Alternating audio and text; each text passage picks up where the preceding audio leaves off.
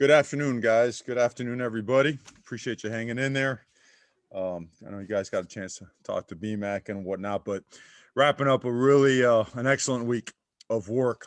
A full padded practice today inside of Autzen Stadium, working multiple personnel groupings and situations. Heavy emphasis on block destruction, on third down football, high red zone football as well.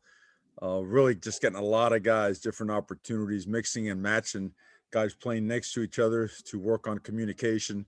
Threw some noise in there too. I think sometimes we forget these guys haven't played in front of a live audience in a long, long time. So it's never too early to start preparing for that again. But all in all, very pleased with today and the energy from start to finish. Finish strong, knowing that we got to rest up this weekend, eat well, take care of some academics, and get ready to come back Tuesday and have a great Tuesday practice.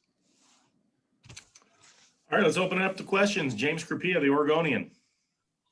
Mario, we didn't get as much into the super seniors yet, and just wanted your perspective of what it means to have Johnny Johnson back for another year, and what he still brings to the room and what he needs to work on. Well, I think you said it great. You just can't emphasize it enough how Johnny and Red in that wide receiver room, what they bring to the table, and not only from a ability standpoint, playmaking standpoint, but from a cultural standpoint, from a setting the bar high for preparation for how we do things. Guys that they're as competitive as can be, and right now they're playing and competing as if they are freshmen trying to earn a role on the team. When your older players do that, when your best and most experienced players do that, it sets a tone for everybody else, and that's what Johnny has been doing. That's what Jalen Red has been doing. AJ Jacobson, Rivals. But you had a record number of early enrollees this camp, and I'm sure their heads are spinning at this point, but are any of them standing out to you and kind of like, wow, they're catching your eye here in practice? Yeah, well, I hope we break that record every year, AJ. Quite honestly, it's an incredible blessing. And because think about this, besides the fact that they get used to the academic regimen that comes with being a student athlete at this level, you get guys that go through the winter program, a strength and conditioning program, the fourth quarter program, and then you go full throttle into spring ball. So your installs, actually getting reps, live reps in full pads with the rest of their teammates is an incredible advantage. But I don't know where to start. It's more of who hasn't made an impression so far, and that's being about as dead honest as I possibly can be. They have all gotten opportunities to work in significant amount of situational football. They have all been called on to make plays. They've made plays. They have made mistakes as well. This is as talented as a young group of players as I have ever been around. I guess that's the best way to summarize that. Matt Preen, 247 Sports. Tight end is a position where DJ is back with some starting experience, but then everyone else behind him doesn't have much. And Spencer played a little bit of 19 for you. Mm-hmm. Like, it truly feels open for anybody. What's that competition like, and just the potential that group has between now and off season and fall camp? Enormous potential, and the excitement around that group is extremely high. And you're looking at body types that we've been searching to get here for a while now. Guys that are 6'4" to 6'6", guys ranging from 242 to 269, guys that could run, jump, catch, block. They know how to throw around their bodies and create leverage in the running game. They can also create mismatches in the passing game. And all these guys have really reliable hands. And these guys can run, and they just went through an offseason that's made them even more physically capable of impacting the game, the vertical passing game, the intermediate game, the screen game, blocking, staying in protections as well as in the run game. So that group right there, and those body types are extremely critical to your special teams play as well. Those guys are setting your edges and your ends in your field goal, protection team, as well as your punt teams, your cover teams, your kickoff return teams. These guys are extremely valuable, and we're really happy and glad to have them. Max Torres, Ducks Digest. Mario, since you've been the head coach here, you've had your fair share of hires to make. When we were talking to Marcel just now, he told us that, you said, "Hey, come win a national championship with me." When you're having these conversations with, potential future coaches, what's that atmosphere like? What are you selling them on? That we work really, really, really hard, and that this is not for everybody. That there is a vision for our football program, and it's a we thing here. There's no I think my upbringing and my past. I come from a very humble, grind work type of household. So that we do things that way here, but we do it a certain way, and it's gonna require every ounce of what you have. And if you're willing to do that, the payback at the end of this thing is so rewarding, and it comes in so many ways, from working with some of the best student athletes in the entire country, to playing in monster games on the big stage under the bright lights, and then playing for championships. Developing as a coach, because you're going to be around other head coaches that have been in championship programs, that have great experience, that you're going to be challenged, and that you're going to be able to coach. You're going to be the head coach of your position, and you're going to be groomed and developed to continue to elevate, not only within this program, but within the industry. That's our promise to coaches that come here. And in the past 3 years, I wish I had in front of me the amount of coaches, analysts, graduate assistants, coordinators that have been able to, gain that next step in their career in other places and here. So, but the conversations are pretty long. We take a deep dive into what it's like, and how we do things, because I'll be the first to say, and I'm very open and honest, this is not for everybody. This is not, our place is not for guys that like to wake up late or like to leave early, that like to cut corners. That's not what we do. We go full throttle, and we are on 24/7. So, and we love it. It's a way of life. It's not a job. Ryan Thorburn, register guard. Mario, with the extra year of eligibility, sometimes you have to do a double take when you look at the roster. For example, Verone is technically a sophomore, but he's a guy that, enrolled in January 18. He's been with you basically the whole time. Can you speak to what his potential is this year with all that experience and what we've seen so far from him? Well, the first thing is, Ryan, I'm gonna, if that's okay with you, I'm gonna have you in charge of figuring out who's what year, because I don't know yet. Okay, that's coming way down the line, I guess. The second part is, Verone is a tremendous blessing to all of us here, and to those guys around him in the locker room. Verone came in as a corner, and just worked and grinded in a room that was stacked with a lot of talent, and all he did was work and just kept pushing.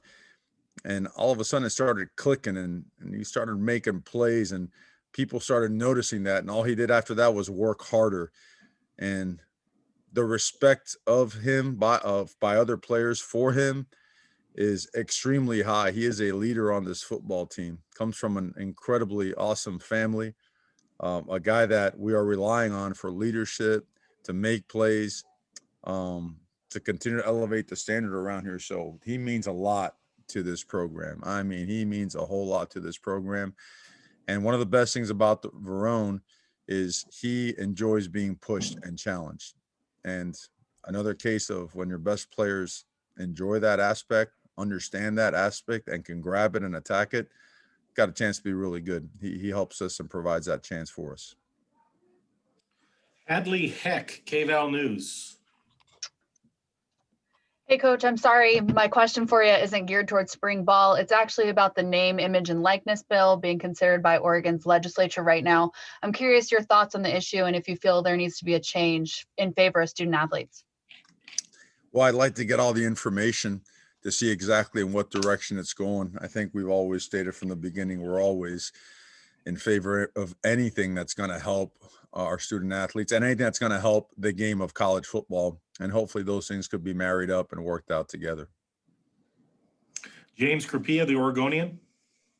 Mario, to go back to special teams for a moment, you talked about working on coverage units this offseason. How much live reps will be going on even today or going forward the rest of the spring? And are there any tweaks to the coaching assignments just in terms of bringing in other voices potentially for other units? And personnel wise, just bringing more starters onto the coverage units? Yeah, I think personnel wise, there's a tremendous upgrade because number one, you're healthier and then you've got more bodies in the building. But it has to be,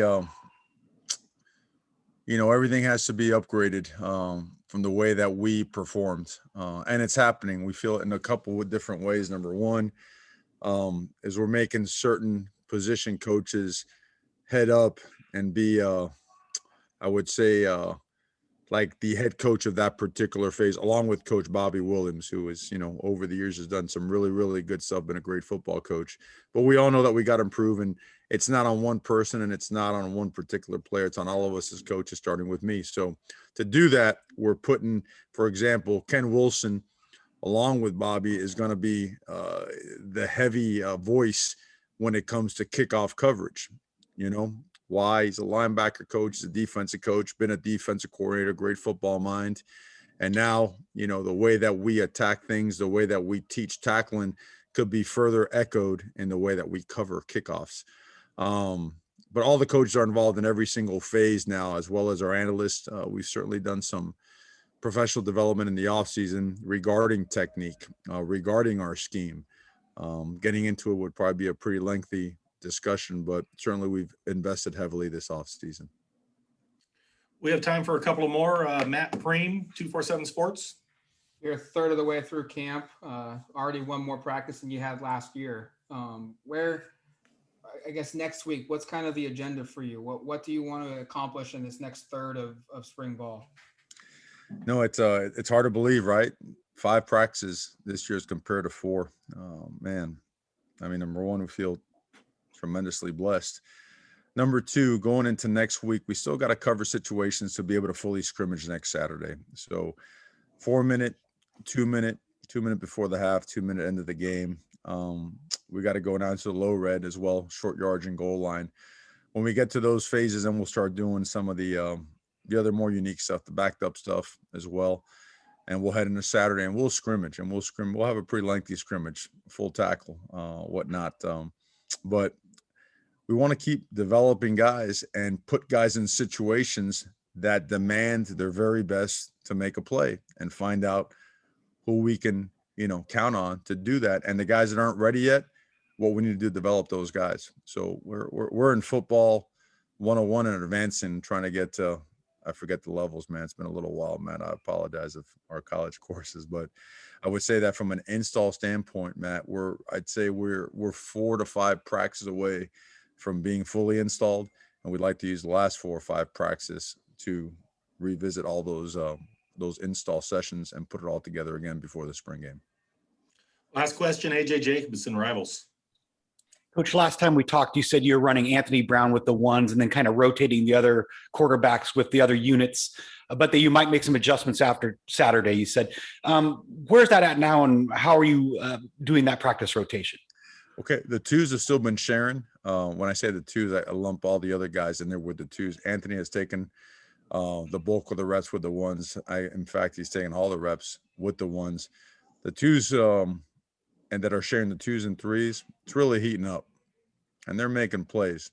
And at some point in time, I don't know what the timeline is, there's going to be separation there. There is.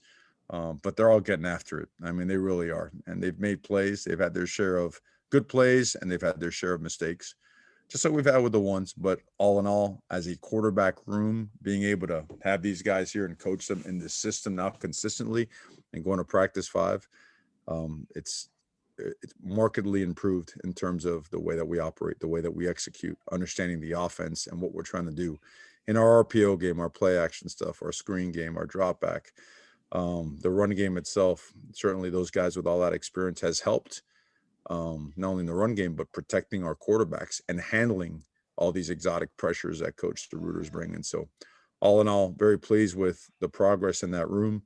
Trying to get quarterback, pecking order information out of me is like Fort Knox type stuff, brother. So I'll hang on to that for a little bit longer and, try to feed it out as it gets a little bit more clear.